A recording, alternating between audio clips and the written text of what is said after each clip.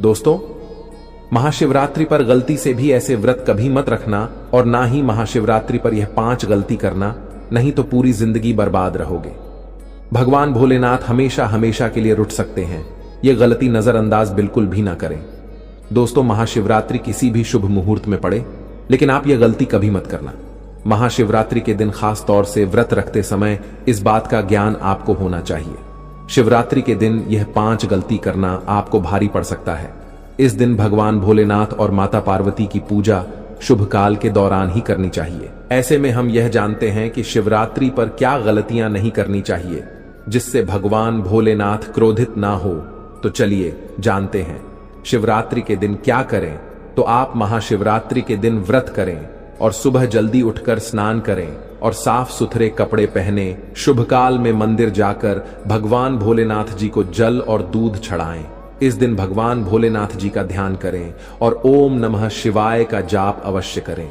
इस दिन आपको भोजन ग्रहण नहीं करना है।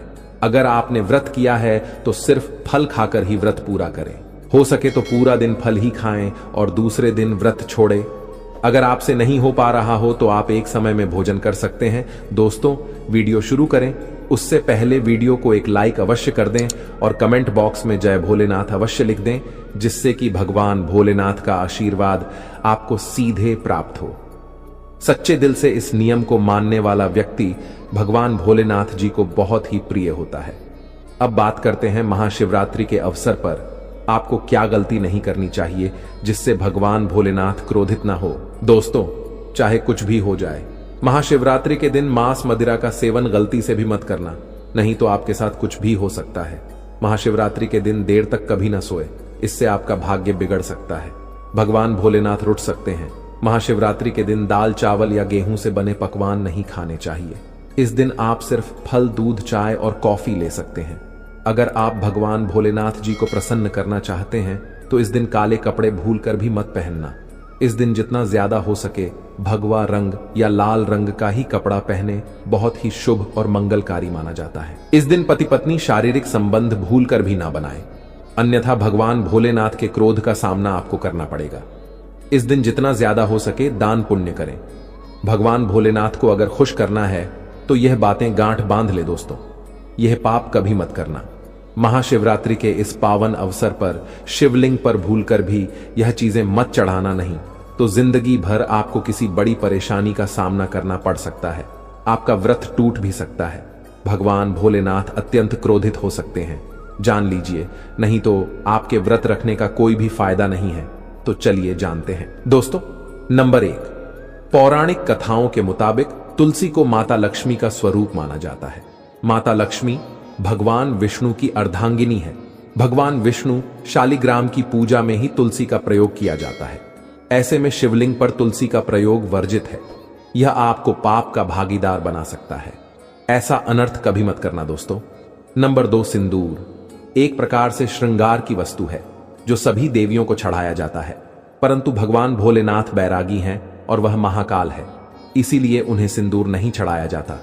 ऐसा पाप आप कभी मत करना। दोस्तों, नंबर 3, शिवरात्रि के पावन अवसर पर जितना ज्यादा हो सके आपको भगवा रंग पहनना चाहिए। भगवान भोलेनाथ अति प्रसन्न होते हैं। इस दिन काले कपड़े पहनने से बचना चाहिए और मंदिर में काले वस्त्र पहनकर कभी प्रवेश न करें। दोस्तों, नंबर 4, सभी देवी देवताओं की पूजा में हल्दी का उपयोग किया जाता है, लेकिन कुछ का मानना है कि विनाश के देवता भगवान भोलेनाथ जी को अर्पित नहीं करनी चाहिए, क्योंकि हल्दी सौभाग्य का प्रतीक है। दोस्तों, नंबर 5, पौराणिक कथाओं के मुताबिक केतकी के फूल भी शिवलिंग पर नहीं चढ़ाने चाहिए, क्योंकि एक बार केतकी के फूल ने भगवान ब्रह्मा के झूठ में साथ दिया था। यह बात जानकर भगवान भोलेनाथ ने क्रोध में आकर केतकी के फूल को श्राप दे दिया। दोस्तों, नंबर 6, पौराणिक मान्यताओं के अनुसार ऐसा कहा जाता है कि शिवलिंग पर नारियल पानी नहीं चढ़ाना चाहिए, क्योंकि यह शुभ नहीं माना जाता। नंबर 7, शंख जल भगवान भोलेनाथ ने शंखचूर्ण नाम के असुर का वध किया था। शंख को उसी असुर का प्रतीक माना जाता है जो भगवान विष्णु का भक्त था, इसीलिए विष्णु भगवान की पूजा शंख से होती है, भगवान शिव की नहीं। दोस्तों, नंबर 8, तिल यह भगवान विष्णु के मैल से उत्पन्न हुआ था, माना जाता है।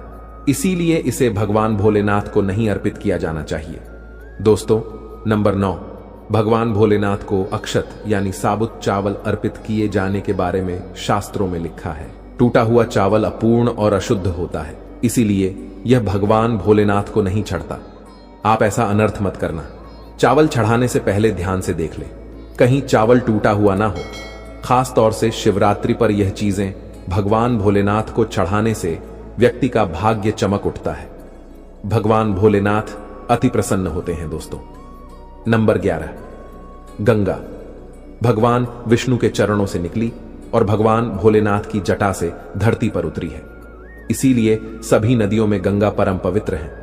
गंगा जल से भगवान भोलेनाथ का अभिषेक करने से मानसिक शांति और सुख की प्राप्ति होती है। दोस्तों, नंबर 12, गन्ने का रस प्रेम का प्रतीक माना जाता है।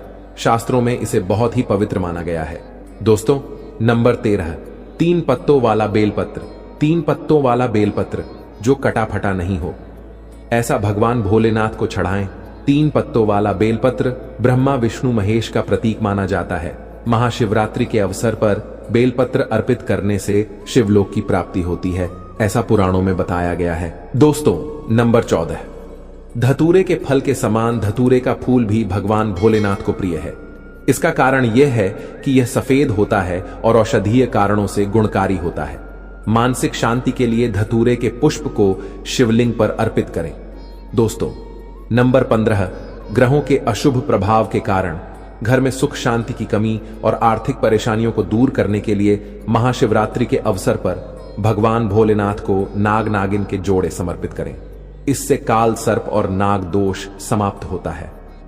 दोस्तों, नंबर 16, भगवान भोलेनाथ के सिर पर चढ़े विष के प्रभाव को दूर करने के लिए धतूरे का प्रयोग भी किया गया था। इसीलिए भगवान भोलेनाथ को धतूरा भी प्रिय है। महाशिवरात्रि के अवसर पर शिवलिंग पर धतूरा अर्पित करें। इससे शत्रुओं का भय दूर होता है, साथ ही धन संबंधी मामलों में उन्नति होती है।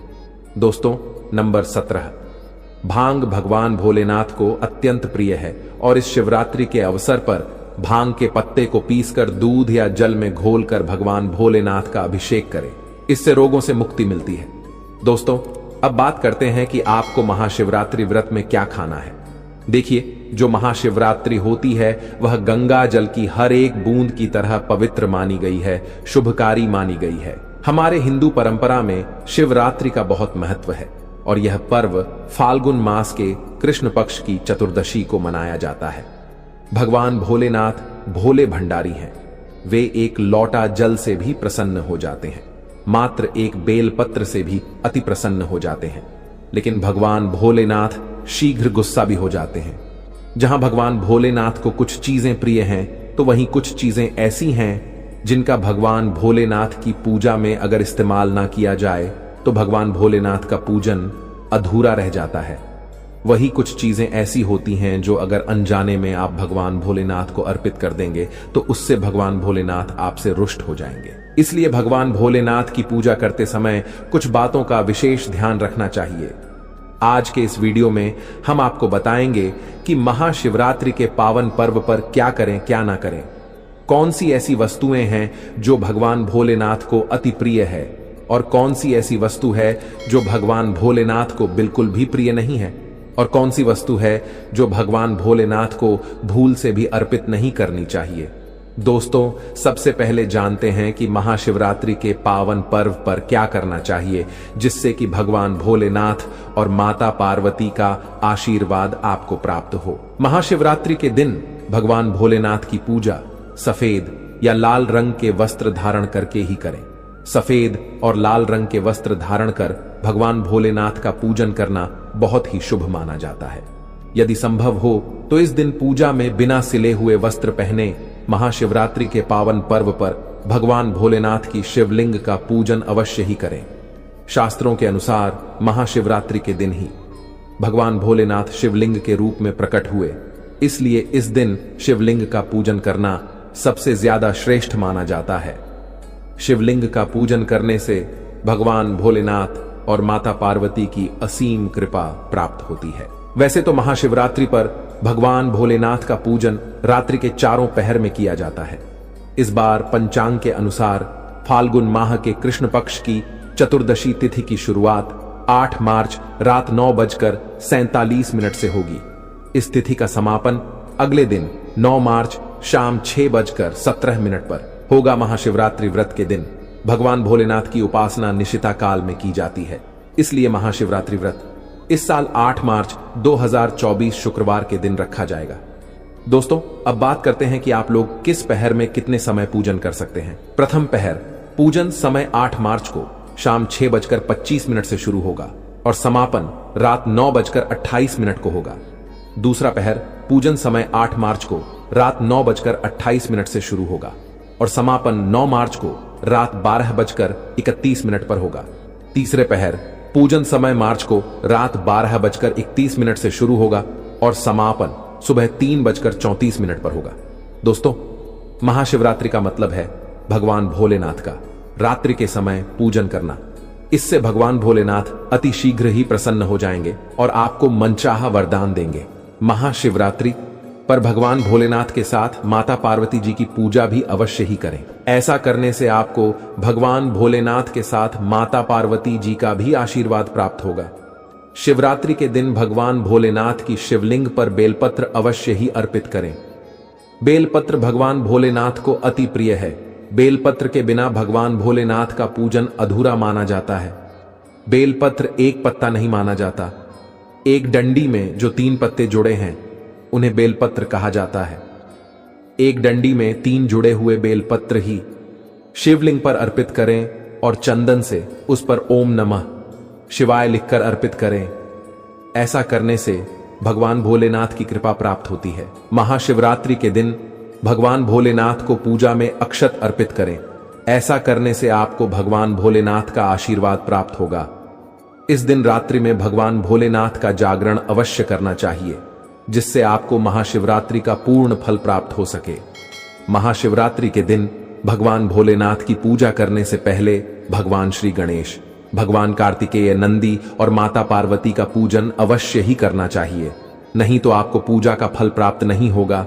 इस दिन बैल को हरा चारा अवश्य ही खिलाना चाहिए, क्योंकि बैल को नंदी का रूप माना जाता है, जो भगवान भोलेनाथ जी को अत्यधिक प्रिय है। दोस्तों, महाशिवरात्रि पर इन कार्यों को करने से भगवान भोलेनाथ की कृपा प्राप्त होती है। अब बात करते हैं कि आपको महाशिवरात्रि के दिन क्या क्या खाना चाहिए। शिव पुराण के अनुसार माना जाता है कि महाशिवरात्रि पर व्रतधारी को धतूरा अवश्य खा लेना चाहिए। भले ही आप थोड़ा सा खाएं, लेकिन खा जरूर ले, इससे व्रत पूरा हो जाता है। इस दिन भांग खाने से संपूर्ण फलों की प्राप्ति हो जाती है। अगर आप भांग नहीं खाते हैं तो इसे थोड़ा बहुत छक ले, नहीं तो आपका व्रत अधूरा माना जाएगा। दोस्तों, महाशिवरात्रि के पावन पर्व पर भगवान भोलेनाथ और माता पार्वती की कृपा प्राप्त करने के लिए इन सभी बातों का विशेष ध्यान रखें, जिससे आपको व्रत और पूजा का पूर्ण फल प्राप्त हो और भगवान भोलेनाथ और माता पार्वती की आपको कृपा मिल सके।